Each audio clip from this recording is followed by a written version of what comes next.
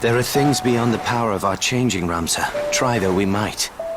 Do not say that. If a thing can be endeavored, it Will endeavor grant me an army? I would save Titra with these hands, if aught were in my power to do. But I cannot. 'Tis my meager lot in this life.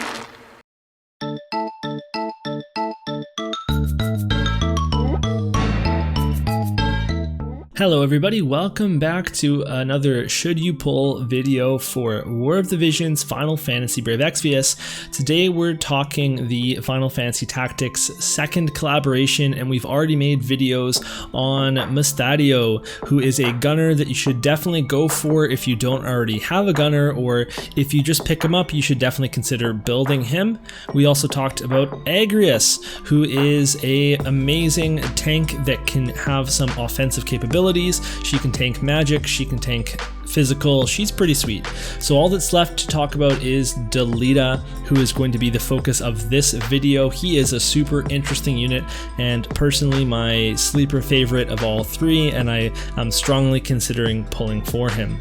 So we're going to take a look at him as a whole and we'll compare him to other units, etc. But first, let's just take a look at the basic description. He is a fire unit, UR, 3 move, 1 jump. He gets the Squire job, but it's different from Ramza's Squire job. He also gets Soldier and Paladin, which is a very interesting combination. That's a very, very offensive class versus a very, very defensive class. And then he can use swords, and just like Ramza, he can use all the equipment for the most part, which is really solid. His stats are very good across the board. His HP is respectable, his strength is very high, his magic is high, relatively for him because he's a physical attacker. He's got some crit rate, he has okay dexterity, high luck, and then pretty good agility, and then even a little bit of defense. So he gets a ton of stats right off the bat, which makes you think that he can be used in a lot of different roles. He also will get 20% attack from his ability board, and we're going to see how this guy can really stack attack. So taking a look at his resistances, he is resistant to ice, which is a very good resistance to have. There's a lot of ice units, including the new Agrias unit that we'll get, so that is already something that's very appealing to me. He's weak to water, which is fine. There's not that many water units. You are going to want to watch out for Miranda's, and then we are also going to have our water calculator come out next, so he will have some counters that will be in the meta. His resistances are pretty good. He gets the slashing, piercing, and projectile resistance. He's just weak to striking and magic, but a lot of people are weak to magic, so it's not a deal breaker. Having that piercing resistance and as well as the ice resistance means that Victoria is going to have a hard time against him, and having a little bit of slashing and projectile is also pretty good. He's got confusion resistance and toad resistance. Confusion's kind of relevant, toad is kind of random, it could help in the tower. His TMR is an armor, and it's not great. The best thing on there is the evade. The HP is respectable. The defense is not great. It is an armor. You're probably going to equip something with more defense on people that can equip armor. And then he actually has a very interesting ability though. It can give AP to somebody else. So you spend AP to give AP, which is kind of an interesting way to help a unit use something sooner, especially in manual PvP. The issue is that it's an armor, so not as many people could equip it, especially people with AP like mages. Otherwise that would be a really cool, really interesting way to donate AP, but not really like set yourself back.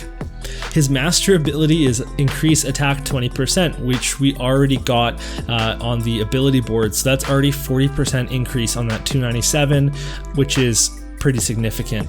But we also know that he's going to get his self-sacrifice from his soldier job, so you're going to get another 60% attack, and you can see how his attack is going to be huge if you really want it to be.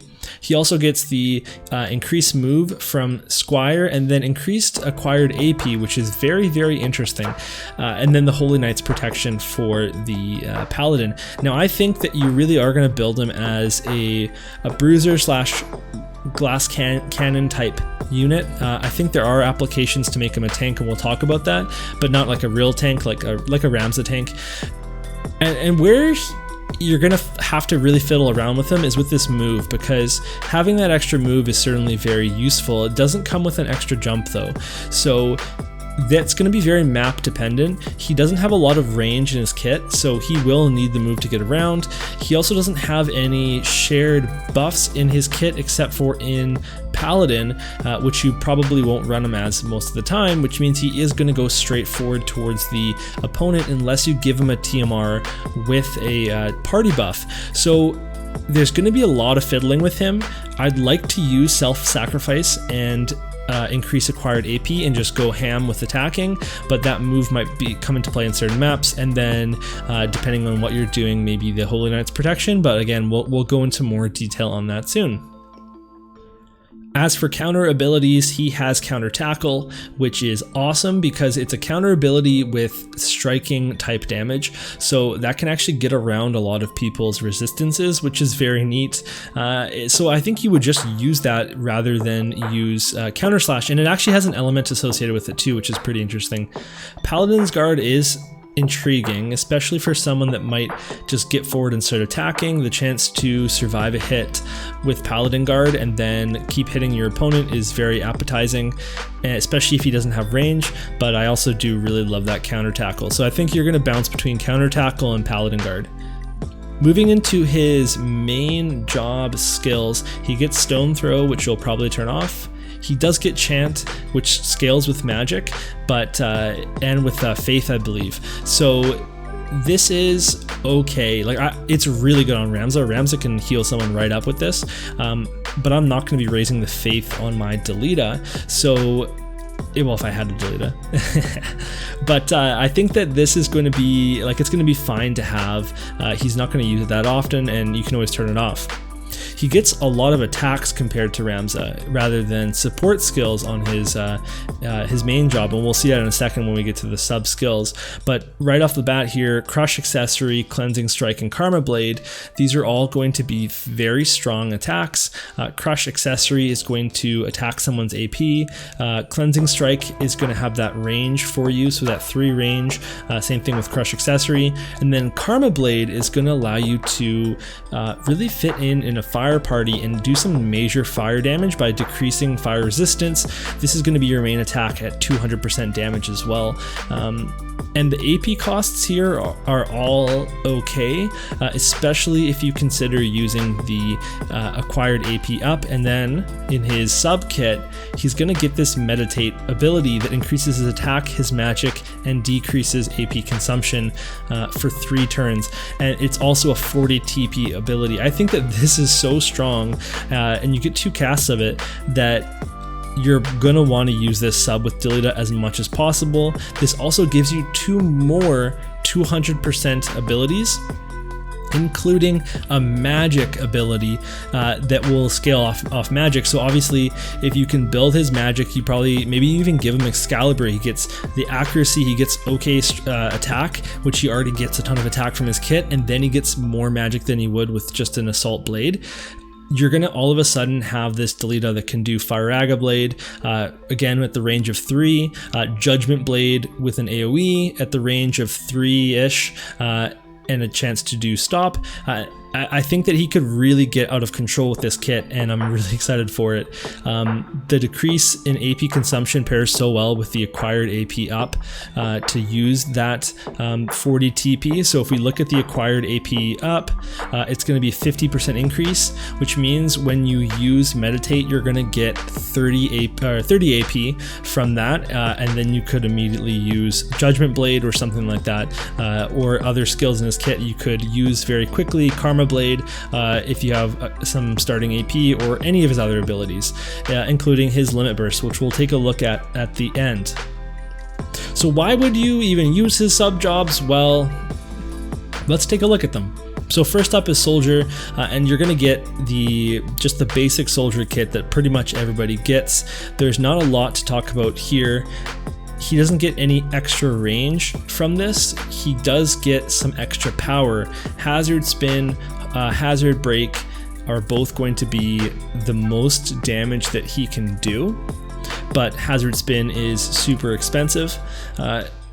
So you get another buff here. You get your Hazard Form, but you're gonna get that from Meditate anyway. So I don't think that you're gonna use this sub job that often because it doesn't really give you that much that his Squire job has already. Then if you take a look at the Paladin board, it's pretty good. You get Immortal Spirit, which is very good for tanking. You get Sentinel, and you get Taunting Blade, and then you have your Blade Bash and your Divine Grace and all that kind of stuff.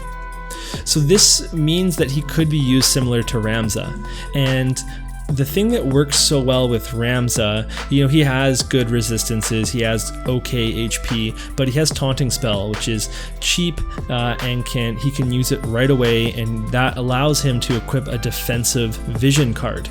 Now with Delita, you're going to need to use Taunting Blade here for 44 AP, and you're not going to have access to Meditate.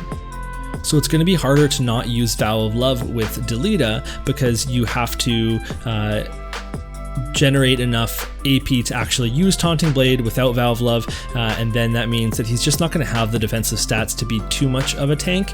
But the fact that he gets Sentinel and Immortal Spirit means that he could do it a little bit, and then he could power up to use Taunting Blade if he wasn't supposed to be the main tank in a party, but I think it's going to be tough. The leg up he has on Ramza is that he does get that 4 defense off the bat, and that he does get the Immortal Spirit and the Sentinel that Ramza doesn't have. So there is a case to be made for him to be like a makeshift tank, but I really don't think that's supposed to be his role, and I really don't think you're supposed to use either of these sub jobs. I think Squire is the way to go.